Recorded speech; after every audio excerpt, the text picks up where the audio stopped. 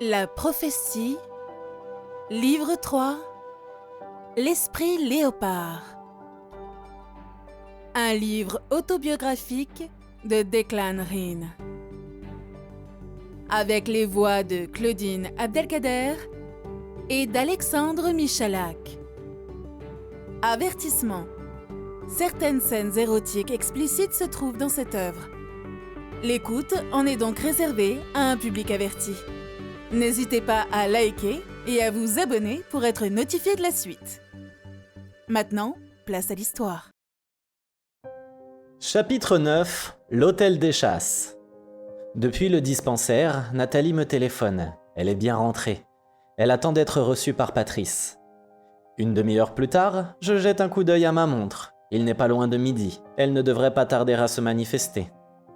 Les minutes passent, interminables. Je commence à être un peu inquiet lorsque le téléphone sonne.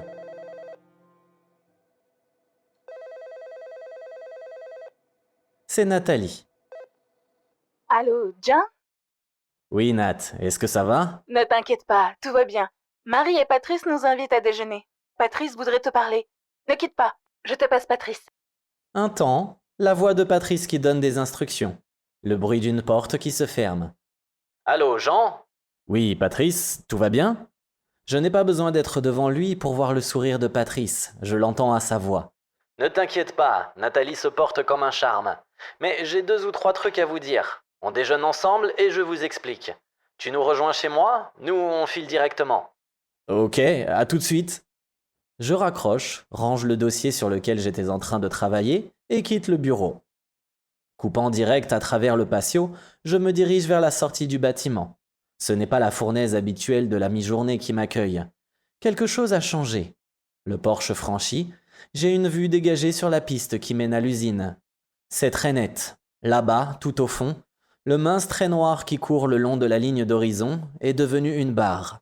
Les pluies arrivent, et ce que j'ai ressenti en sortant du bureau, c'est la sensation d'humidité et l'odeur de terre mouillée apportée par le vent. Je me gare à côté du Pajero de Patrice. Ils sont déjà là. La baie de la terrasse est entr'ouverte. À mon traditionnel « co-co-co », c'est la voix de Marie qui répond. Entre, Jean. Une bise pour chacune des joues de Marie qui m'accueille et referme derrière moi. Installés dans les fauteuils du salon, décorés dans le style local, Nat et Patrice sont en grande conversation et se lèvent à mon entrée. Marie me débarrasse de ma mallette et j'ai droit à l'accolade à l'africaine de Patrice, tempe contre tempe, puis à un petit bisou de Nat. Son regard et son sourire me rassurent définitivement. Tout va bien. Sur l'invitation de Marie, Nat et moi nous installons sur le canapé. Tout en servant les apéritifs et tandis que la maîtresse de maison fait passer les quoi-quoi, Patrice, large sourire jusqu'aux oreilles, nous fait un bref compte-rendu de la consultation. C'est la première fois que j'ai l'honneur d'examiner un double docteur. Il rit et s'incline vers Nathalie.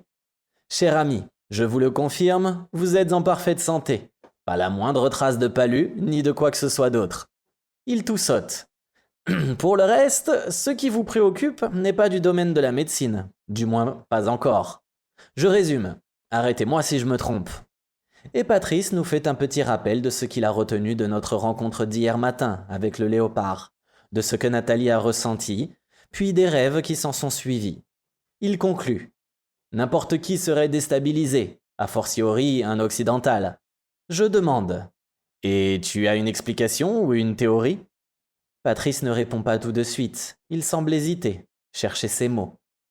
Ni l'une ni l'autre. Par contre, je vais laisser parler ma culture animiste. Un petit sourire pour Nathalie. La scientifique va peut-être avoir du mal à entendre ce que je vais vous dire, mais l'Irlandaise, elle, me comprendra. Il se concentre quelques secondes, puis se lance.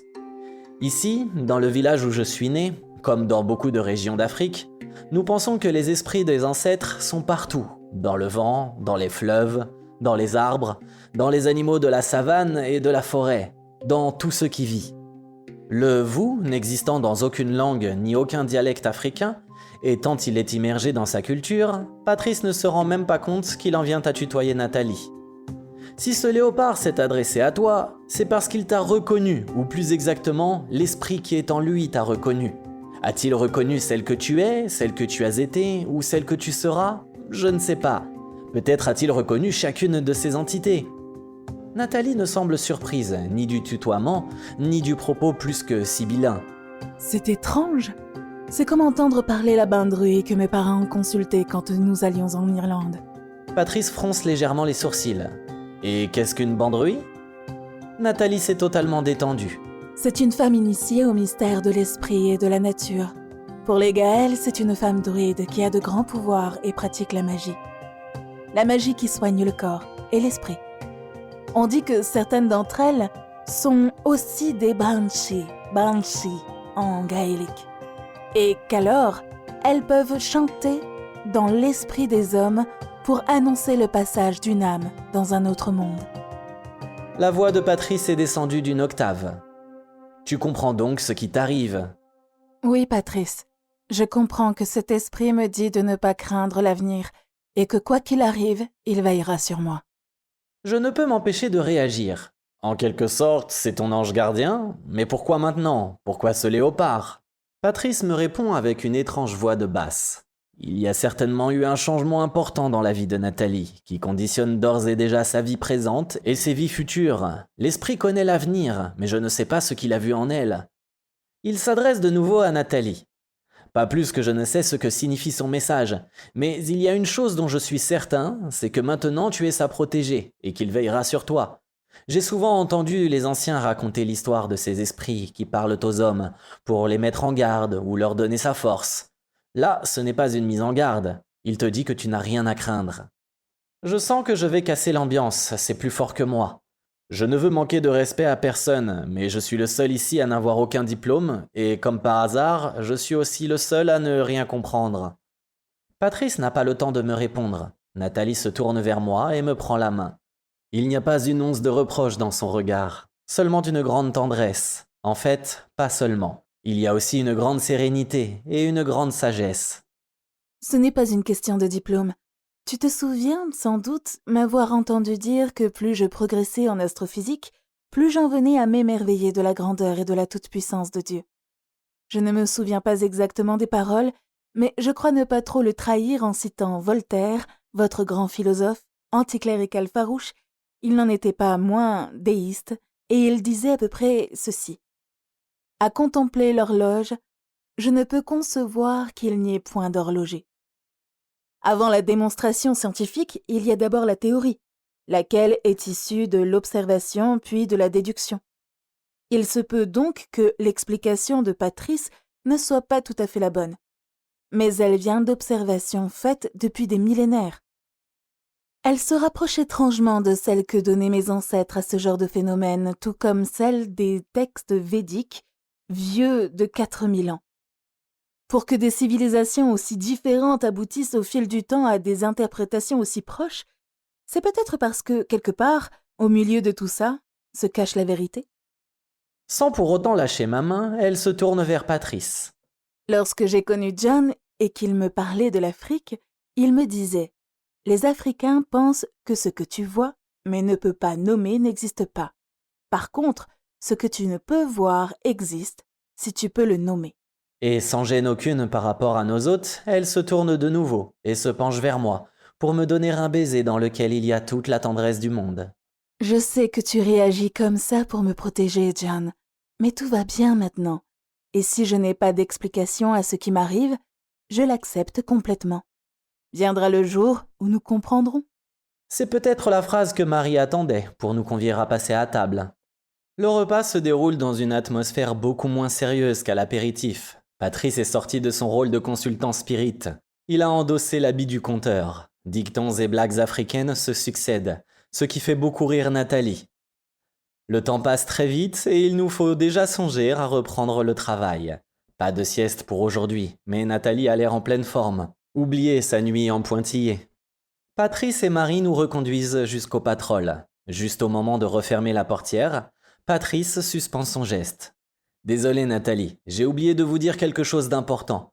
Avant que vous ne quittiez Sanara, il faut faire savoir à l'esprit du léopard que vous l'avez accepté.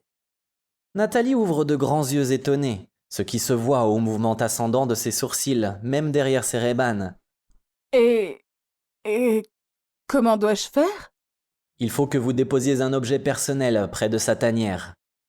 Dans les yeux de Nathalie, l'étonnement a fait place à l'inquiétude, mais tout le monde va être en retard. En fermant la portière, Patrice lui glisse. On se retrouve au bureau de Jean à 18h, je vous expliquerai. Un bref passage à la grande case pour se rafraîchir et je dépose Nathalie à son QG. Je passe l'après-midi à finaliser mon rapport. Je n'aurai plus qu'à le donner à la frappe en rentrant à Paris. 18h et quelques minutes. On toque à la porte et à mon invitation d'entrée, c'est Patrice qui ouvre et s'efface pour laisser passer Nathalie. On est arrivé en même temps, à la seconde près. Je ne serai pas long. J'ai encore quelques patients qui m'attendent. Nathalie et lui prennent place sur les chaises visiteurs et Patrice explique rapidement. Il faut d'abord localiser la tanière du léopard. Et compte tenu du fait que cet animal a un territoire de plusieurs kilomètres carrés, ça ne va pas être simple. Il vous faudra un pisteur. Nathalie me dévisage, l'air interrogateur. Non, je ne suis pas pisteur, mais je sais où en trouver d'excellents.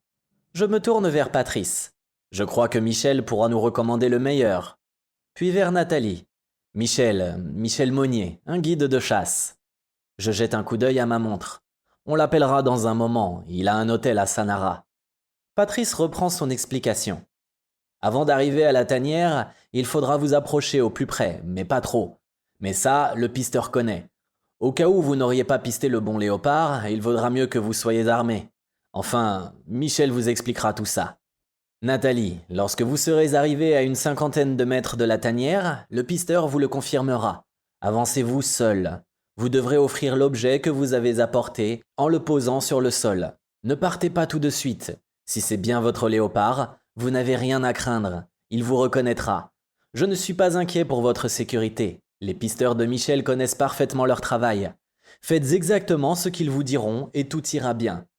Patrice regarde sa montre, se lève et s'excuse. Désolé, il faut que je file. Il fait la bise à Nathalie, me donne l'accolade. Tenez-moi au courant après votre entrevue avec Michel. Allez, il faut que j'y aille.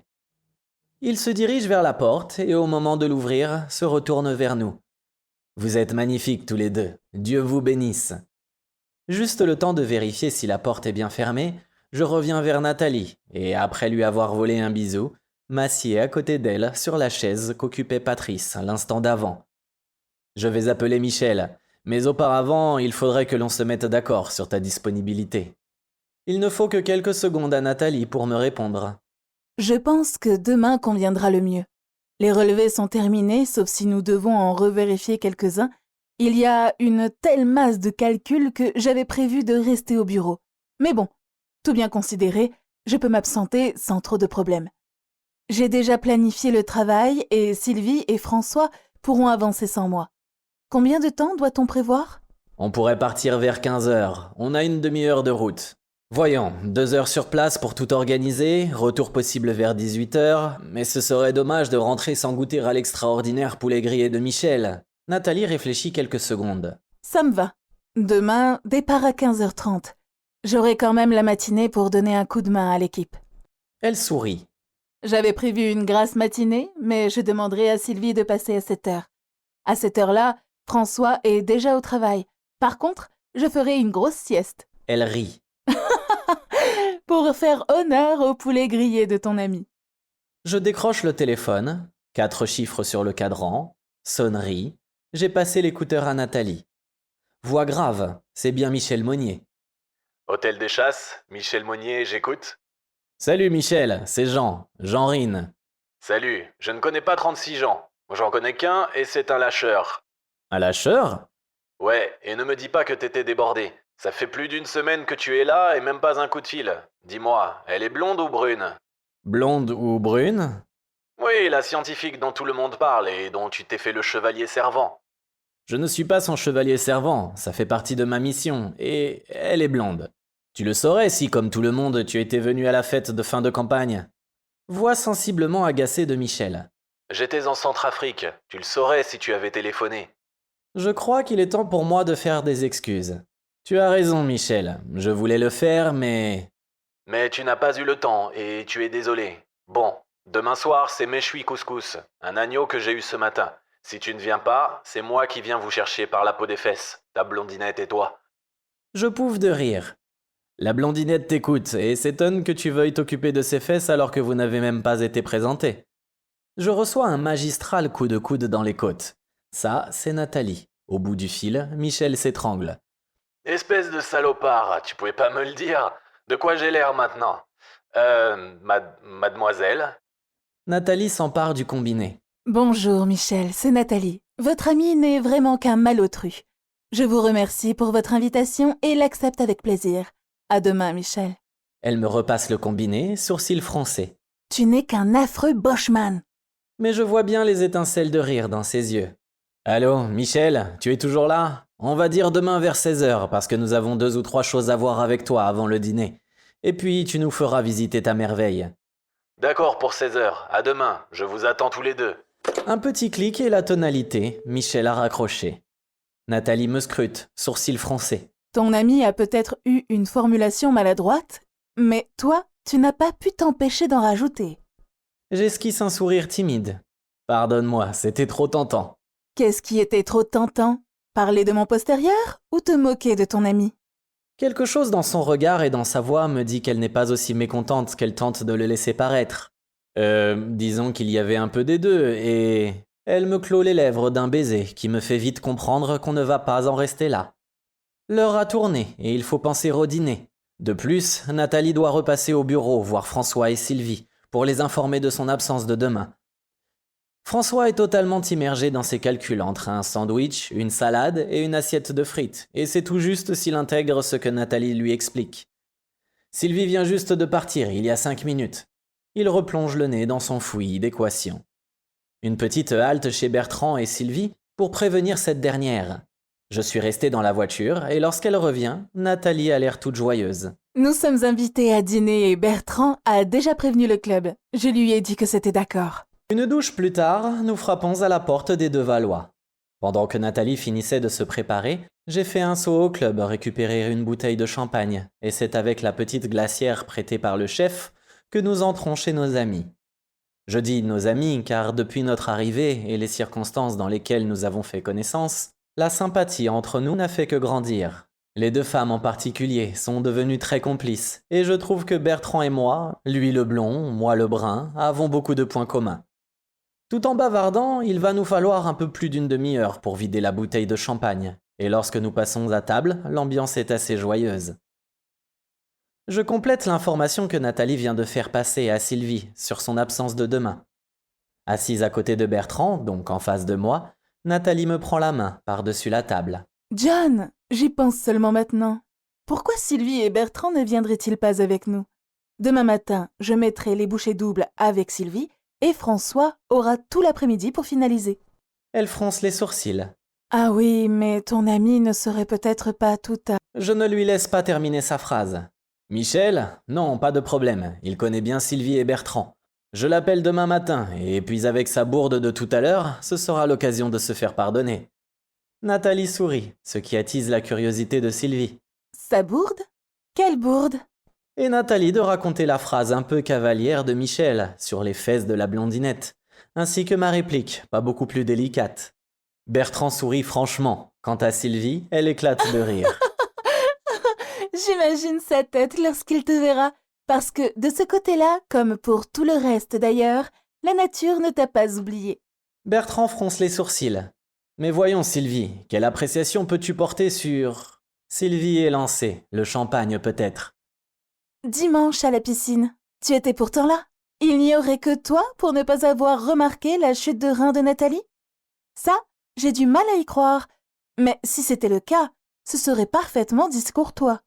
Bertrand n'a même pas le temps d'ouvrir la bouche pour répliquer que Nathalie lui porte l'estocade. Mais c'est vrai ça. Ce n'est pas très gentil, Bertrand.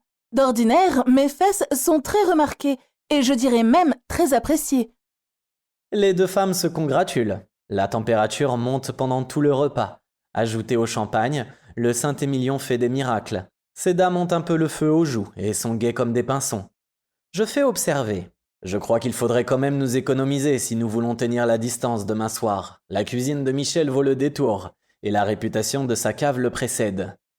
Toujours prête à plaisanter, Sylvie se lève. Tu viens m'aider, Nathalie? On va préparer une citronnelle. Et elle rajoute, espiègle. On va se finir à la tisane. Elle s'éclipse vers la cuisine en riant comme deux folles. Une tisane et 1 heure de bavardage plus tard, il faut songer à rentrer. Les 2 femmes se serrent dans les bras l'une de l'autre pour un gros câlin. Sylvie a un sourire épanoui et Bertrand, en me serrant la main, le remarque. Il y a des mois que je n'avais vu Sylvie aussi heureuse. Merci pour tout. Je lui rends sa poignée de main. J'appelle Michel à la première heure et je te rappelle aussitôt. Bonne nuit à vous. Il y a maintenant un bon quart d'heure que le patrol roule sur la piste qui mène à Sanara. Ce matin, j'ai eu Michel très tôt au téléphone et lorsque je lui ai parlé des 2 Valois, il m'a demandé « Et depuis quand mes amis ont-ils besoin d'une invitation pour passer me voir ?» Sylvie et Bertrand sont donc avec nous. Les 2 femmes ont tenu à monter à l'arrière et Bertrand s'est installé à côté de moi. L'état de la piste n'est pas terrible et je roule assez lentement pour éviter trop de secousses à nos passagères. Dans le 4x4, le mutisme masculin contraste avec la joyeuse ambiance féminine. Nathalie nous interpelle. Hé, les hommes! Vous êtes sûrs d'être tout à fait réveillés? La sieste est finie. Sans me départir de mon calme, je lui rétorque. Nous ne voulons surtout pas interférer et nous n'avons pas assez d'oreilles pour vous écouter. Le seul effet de ma réplique est de faire repartir les bavardages de plus belle. La démonstration est faite que 2 scientifiques en jupon peuvent parler d'autre chose que de mécanique quantique ou de calcul différentiel.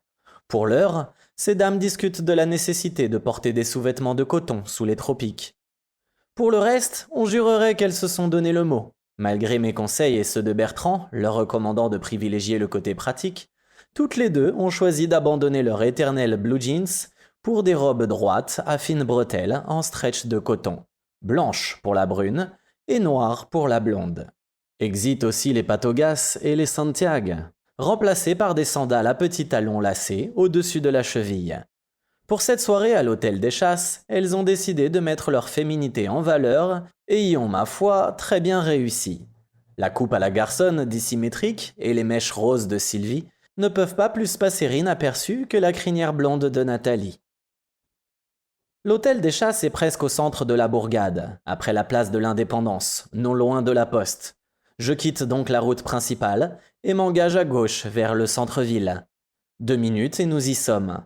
Maintenant, la piste suit un long mur d'enceinte, blanchi à la chaux, de près de 3 mètres, couronné à son sommet et sur toute sa longueur de somptueuses grappes de bougainvilliers multicolores. Devant cette profusion de couleurs, Nathalie s'extasie. Mon Dieu, que c'est beau! La voix calme de Bertrand lui répond. Oui, et aussi très efficace. Efficace? Je ne comprends pas. Bertrand se tourne vers elle. Regarde attentivement et tu verras que les branches sont recouvertes d'épines acérées, qui, de plus, sont très toxiques. Avec les 2 mètres d'épaisseur de la haie derrière le mur, personne ne se hasardera à essayer de le franchir. C'est plus efficace que des barbelés électrifiés. Dans le rétroviseur, je vois l'expression de Nathalie. Pourquoi? Y a-t-il quelque chose à craindre? Non, mais la clientèle fortunée de l'hôtel est très pointilleuse sur les questions de sécurité. Michel t'expliquera mieux que moi qui sont ses clients. Nous arrivons devant un très grand portail de bois en iroko massif, à 2 vantaux, qui s'ouvrent sans même que j'aie à klaxonner pour manifester notre présence. L'effort évident des 2 grands gaillards qui manœuvrent chacun un ventail laisse deviner leur épaisseur et leur poids. J'engage le patrol dans l'allée d'une centaine de mètres, qui conduit à un bâtiment de plein pied, tout en longueur. Comme nombre de constructions en Afrique, la toiture étant au long du lait d'aluminium. Mais ici, elle est recouverte de très fins roseaux et ressemble à s'y méprendre à la couverture de chaume de nos longères normandes. J'explique à Nathalie que le rôle de ces roseaux est double, isolant thermique pendant la saison sèche, quand la chaleur est au plus haut, et isolant phonique lors des pluies diluviennes, qui, d'ailleurs, ne vont pas tarder. Bertrand et moi avons remarqué que la ligne sombre qui barre l'horizon s'est très nettement renforcée depuis hier. Le portail se referme derrière nous, à l'instant même où je stoppe devant l'escalier à 3 marches, menant à une large terrasse qui fait le tour du bâtiment. Nous n'avons pas le temps de descendre de voiture que la haute silhouette de Michel Monnier s'inscrit déjà en haut des marches. L'homme est impressionnant, vêtu d'un jeans et d'une chemise de coton blanc, la bonne cinquantaine, pas loin du 1,90 m pour sans doute 100 kilos. Sa carrure remplit l'espace. La démarche souple, il dévale les 3 marches comme un jeune homme. La tignasse poivre et sel encadre un visage buriné par le vent et le soleil. Une vraie gueule de condottière. Nous ignorant ostensiblement Bertrand et moi, il s'empresse de faire descendre ces dames, s'inclinant devant elles comme si elles étaient 2 altesses royales. Sylvie descendue la première, puis Nathalie, ont droit chacune à un baisement d'anthologie. Je connais l'attirance que les hommes mûrs et athlétiques exercent sur Nathalie, et je suis sûr que Michel est de ceux-là. Le regard qu'elle me lance, à la dérobée, vient lever le doute que j'aurais pu avoir à ce sujet. Michel le chasseur n'a pas pu ne pas remarquer que son charme de corsaire a fait mouche. Dois-je craindre une soirée drague, d'autant qu'il ignore que Nathalie et moi sommes ensemble ? Mesdames, soyez les bienvenues. S'effaçant galamment, il leur cède le pas dans l'escalier. Il en profite au passage pour glisser un petit mot à l'oreille de Nathalie. Désolé pour le malentendu d'hier, je vous présente encore toutes mes excuses. Le regard qu'il jette sur la chute de rein de Nat démente en partie ses paroles. Tout sourire, cette dernière lui rend son regard admiratif. Mais ce n'est rien, voyons. Oublions cela. Et puis si maladresse il y a, elle est à mettre au compte de Jean. Le sourire qu'elle m'adresse, accompagné d'un petit clin d'œil, signifie nettement que je dois m'attendre à une séance provocation pour prix de ma répartie un peu lourde. La question que je me pose est de savoir si sa réaction aurait été la même en présence d'un tout autre personnage. Gros, moche et vulgaire. Je pense que oui, mais qu'elle y aurait sûrement pris moins de plaisir. Je prends mon temps pour donner quelques consignes au chauffeur qui s'est présenté pour garer le patrol. Michel s'impatiente. Eh les gars, il vous faut un carton ou quoi? Peut-être un baise-main comme à ces dames? Le tri du rire de Sylvie est contagieux et Nathalie la suit de son rire de gorge. Il n'y a plus de doute possible, elle est en mode séduction. Sur la terrasse, Michel, encadré de ses 2 admiratrices, qu'il tient chacune par la main, se dirige résolument vers l'extrémité du bâtiment. Allez, en route pour une petite visite. À l'intention de Bertrand, Sylvie et moi-même. Vous connaissez déjà la maison, mais madame vient ici pour la première fois. Second baise-main sur le bout des doigts de madame. Ni Sylvie, ni Bertrand, ni moi ne nous formalisons de ce style Casanova. Nous connaissons bien Michel, c'est sa manière d'être avec toutes les femmes. Très galant et séducteur, mais toujours respectueux. Avec lui, il ne se passe jamais rien que la dame n'ait expressément encouragé. Comment justement dire à Nathalie de ne pas trop l'encourager pour ne pas avoir ensuite à faire une marche arrière précipitée ? Je réalise tout à coup que toute crainte de ma part est totalement stupide. Nathalie est très fine mouche, et je sais qu'elle a un 6e sens. Elle ne fera rien qui puisse rendre la situation scabreuse et compromettre la soirée. Bertrand me regarde avec un sourire qui signifie « Décidément, Michel ne changera pas ». Toutes ces cogitations nous ont conduits à l'extrémité du bâtiment, où la vue sur les jardins et la piscine est magnifique.